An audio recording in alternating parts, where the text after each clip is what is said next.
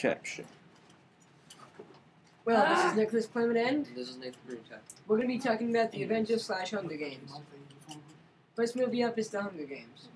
Alright, so in the Hunger Games, we have a girl who lives in a poor district and is just hoping that her and her sister will be left alone from having to be involved within a series of unfortunate events.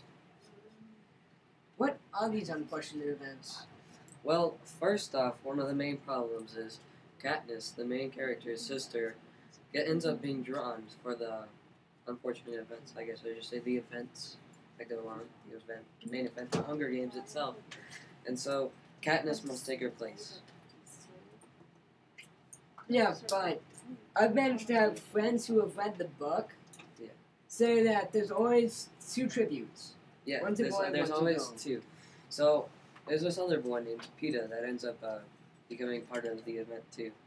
And they have to end up forming a bond to help them survive. Okay, The Avengers.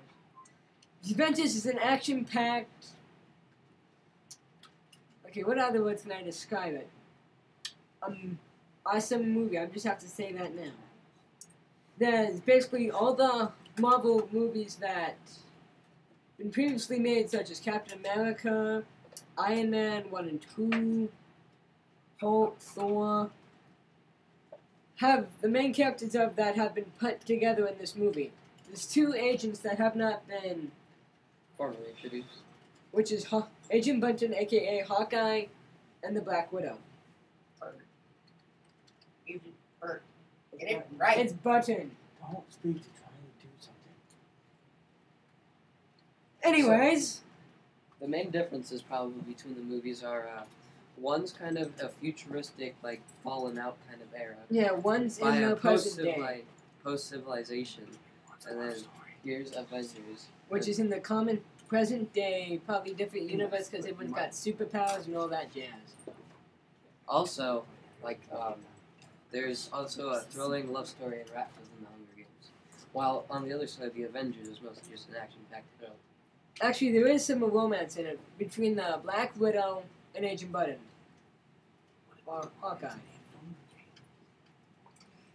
Oh. So yeah. And one, the Hunger Games, all they can have is old-style weaponry that's not advanced in any way at all. While in the Avengers, everything has been... Got high tech. It's like I said, it's the modern age. Shield's got advanced weaponry. They've been trying to do research on the Tesseract, or this cube. Which, does it provide ultimate power within all?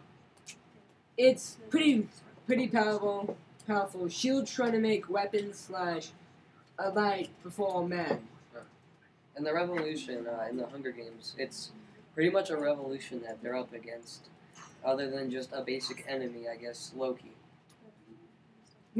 In the Avengers, Loki's leading this huge old army called the Skrullaks, or in other words, in another version of the comics, they're called the Skrull. So, here, they're all in the Avengers, they're against the Skrull, the armies. Trying to save the world. But over in the Hunger Games, they're competing for their life against 25 other opponents. 23, yeah. 23. There were both sad moments in both videos. Yeah. So, for example, when Agent Button dies in the Hunger Games. Hunger Games reruns. Yeah. That kind of sad. Well, I also guess one of the main differences in the Hunger Games is they're all children. True. Well, in the Avengers, they're mostly grown-ups and adults, so... Well, I think we're just about wrapping it up now, so... I think that now that we've seen both the Hunger Games and the Avengers, I think we'll probably agree they're both great movies. And they were both top of the charts for almost 2 weeks, so... Well, thank you, and for signing out. This has been Nicholas Clement and... Nathan Rita. Goodbye.